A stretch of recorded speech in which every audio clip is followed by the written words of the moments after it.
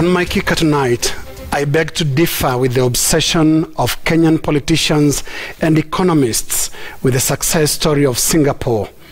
I differ because the obsession is both hollow and misplaced, and quite frankly, dishonest. Dishonest because Kenyan politicians and economists don't tell us, for example, that Singapore, which was part of Malaysia, got its independence from Britain at exactly the same time as Kenya, 1963. It was 2 years later, 1965, that Singapore broke away from Malaysia to become an independent city-state and nation.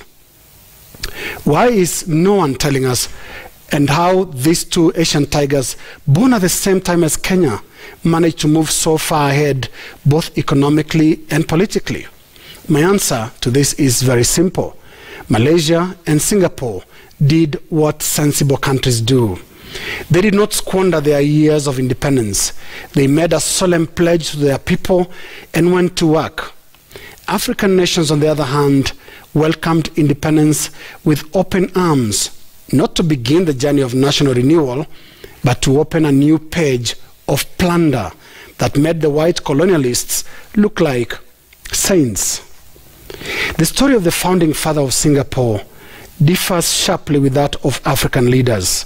Kuan proceeded with vision and nationalistic zeal to found his country on sound economic and political principles, as African founding fathers obsessed with power, personal wealth, and self-preservation.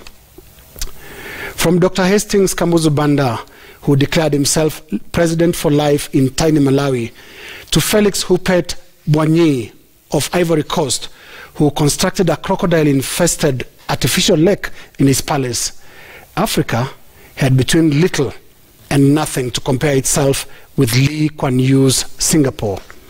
African founding fathers, with the exception of Tanzania's Julius Nyerere, Gamal Abdel Nasser of Egypt, and Seretse Khama of Botswana, were never on the same footing as Lee Kuan Yew, and most of them left their countries worse off than they were under colonial rule. Look at the irony of Zimbabwean founding president Robert Mugabe dying in, wait for this, Singapore, and not his native Zimbabwe. If Zimbabwe were Mugabe's family, the former leader would have required a fundraiser for his burial.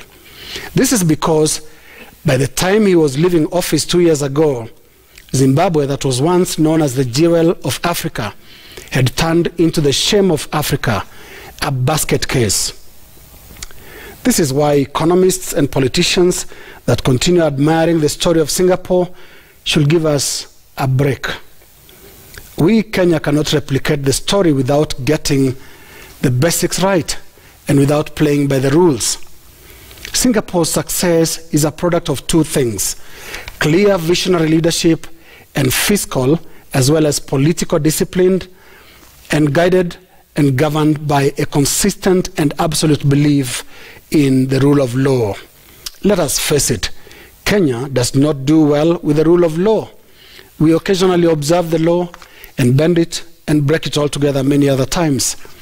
Our country does not do well in fiscal and political discipline either. Official corruption has never been punished and is instead worn as a badge of honor in elective politics. Try official corruption in any Asian tiger nation and you'll find out why former Prime Minister Najib Razak of Malaysia is in the dock and will most certainly be in jail for corruption. The analogies online, we cannot be Singapore without basics, is like without observing the rule of law. We cannot be Singapore without leadership that rallies the country around a common purpose. We cannot be Singapore when tribe and not ideas is what informs choices during elections, and not when the governance in between is attended to by sheer indiscipline and endless bickering of a most petty kind. Let's get the basics right before we start thinking Singapore. That's my kicker.